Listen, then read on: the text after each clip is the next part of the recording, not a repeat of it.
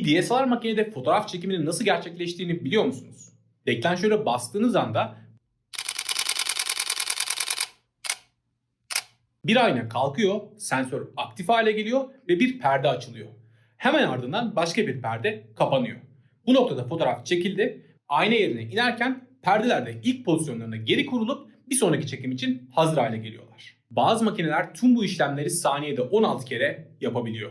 Günümüzde DSLR makinelerin soyları tükenmeye başlasa da uzun yıllar çalışması beklenen hareketli bir donanım için oldukça etkileyici bir işlem.